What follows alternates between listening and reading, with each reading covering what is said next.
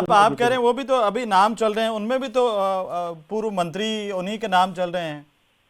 देखिए कोई मैं साधारण नहीं, वाले। आपको मैं बताऊं, जी। हमारे यहाँ सेवक होगा, सेवक जन सेवक होगा, नहीं, लेकिन जनसेवक का जनता की क्राइटेरिया सेवा क्या करने होगा वाला। आपके आपकी नजर में? आप तो प्रदेशाध्यक्ष हैं मेरी संगठन मेरी के। नज़र में ये है जी। कि हमने जो सर्वे कराया है, उस सर्वे में जिसका टॉप नाम आया है, हम उसको उम्मीदवार बनाएंगे। इस सर्वे के अंदर जो हमने कई एंगल हमारे सर्वे के होते हैं, जी। उन सब सर्वे को उसका निचोड़ निकाल करके और जो जन सेवक बनता है, हम्म। ऐसे व्यक्ति को हम तो एक तो और आपका उम्मीदवार बनाएंगे। क्राइटेरिया ये होगा जो आप बता रहे हैं। देखिए, आप जैसे ईमानदार कर्तव्यनिष्ठ जो व्यक्ति हैं, संगठन के प्रमुख है राजस्थान में, तो आपका जैसे उसूल है कि एक तो ईमानदार हो, बिल्कुल सही कह रहे हैं है आप। ना, एक जो देखिए है वो बिल्कुल राजनीति में साधारण शुद्धिकरण पृष्ठभूमि का जरूरी है। होना चाहिए, वो मैं लाग एक, लपेट एक वाला नहीं हो।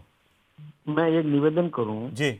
देखिए राजनीति में शुद्धिकरण लाना जरूरी है। बहुत जरूरी है, सही बात है। आम मतदाता को अच्छे और बुरे में से चयन करने का अवसर मिलना जरूरी है।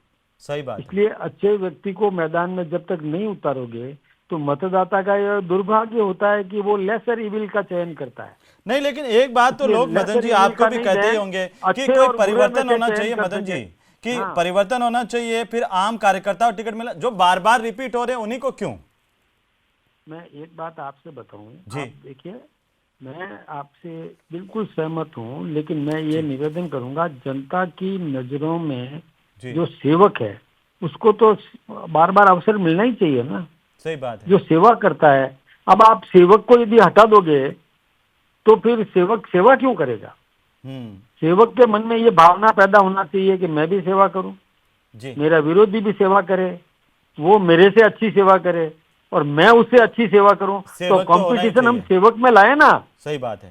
कंपटीशन भी करना है तो अधिक सेवा कौन करता है, उसको जनता आशीर्वाद दे। जी। हम ये कोशिश करना चाहते हैं। हम ये नहीं है कि कोई धन्ना सेठ बन गया है बजरी के उस मामले में, या और कोई जमीनों के घोटाले में जिस पर कई मुकदमे हो, 8-8, 10-10, 20-20 मुकदमे जिस पर हो, ऐसे व्यक्ति को ये हम एक बार उम्मीदवार नहीं आपसे गलती बनाएंगे। हो गई मदन जी, पिछली बार वाले।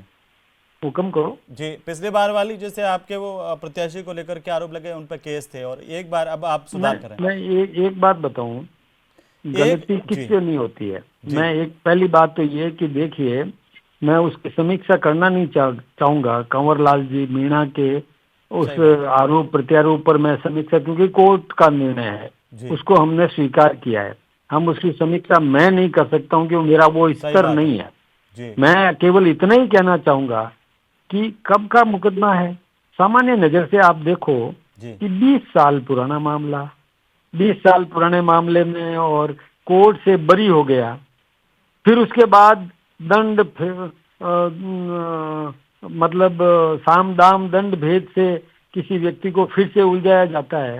फिर कोर्ट में जाकर के वहां तो बयान चलते हैं, वहां तो जो कोर्ट से जो कुछ भी सही होता बात है। है, वो मतलब कोर्ट का आदेश है, एक उसको सबको मदन जी, स्वीकार करना। मदन जी मैं थोड़ा माफी चाहता हूँ, आपको रोक रहा हूँ, लेकिन एक बात ये चल रही है और ये इस पर सवाल भी करें कि भाई स्थानीय होना चाहिए अंता का, कि उसका भी आप ध्यान रख रहे हैं, स्थानीय प्रत्याशी ही हो?